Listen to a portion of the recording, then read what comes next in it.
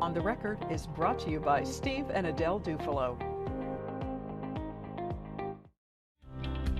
San Antonio is a fast-growing, fast-moving community with something new happening every day. That's why each week we go on the record with the newsmakers who are driving this change.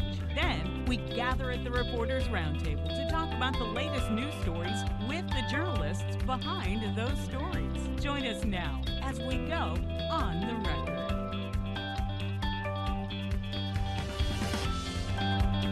In far northwest Bexar County right now, there is an issue of a planned development of about 3,000 homes in 1,100 acres that has run into some opposition. And joining us right now is Brendan Gibbons, the assistant manager of the Greater Edwards Aquifer Alliance, or GEAA. Thank you very much for coming in. First of all, tell us about this plan for development and where it is right now. So that's in the very early stages. This development would be on a piece of land called the Guajolote tract, and it would be 3,000 homes going in on roughly 1,100 acres, so it's very, very dense.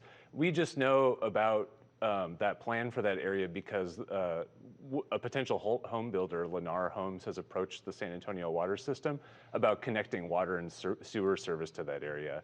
When I say it's early, though, Lennar has not bought the tract or anything. It's still in the hands of private ownership. So we just want to make sure that we're informing people about what's going on there very early in the process. And in the original, what's called the North Sector Plan for San Antonio, even though it's outside the city limits, there were plans to make sure that this area had only homes with 10 acres or more because they were concerned about possible runoff into the aquifer contributing and then the recharge zone, right?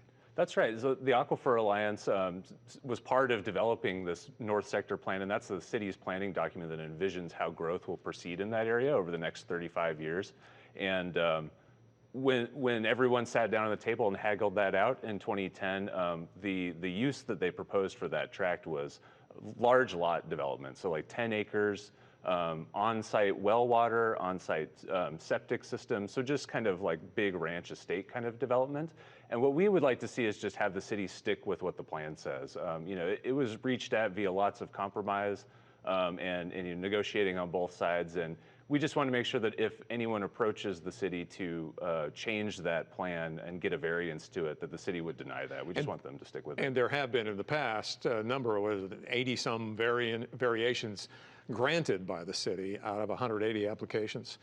Do you think that's way too many, or what do you think of those variances? The Alliance does feel that that's far too many variances to that plan. We had some great interns do a research report for us where they counted how many have been done, and I forget what the time period was, but in recent years, that plan has been amended 85 times. So we just think it's important to not be constantly changing something after it's been agreed to like that. And now in this particular case, it's over the contributing zone, to the recharge and the aquifer, but so you don't want any wastewater treatment plant to allow that treated sewage to go into the creek.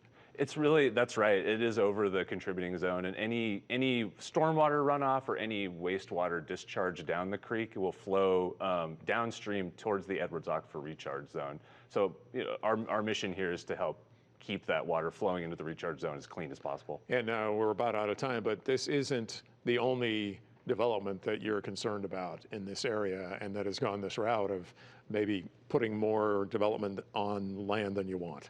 We at the Alliance are constantly tracking projects like this that would affect the Edwards Aquifer, and I really encourage anyone who's interested to follow along with these issues to check out our website, aquiferalliance.org.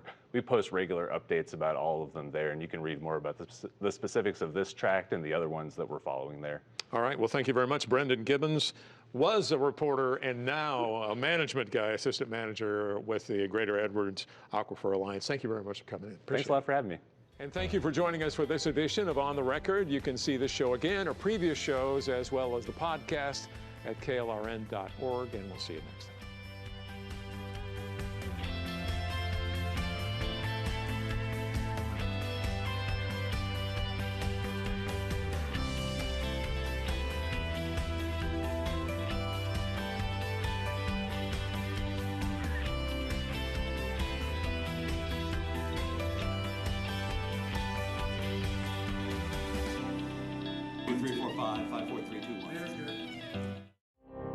On the Record is brought to you by Steve and Adele Dufalo.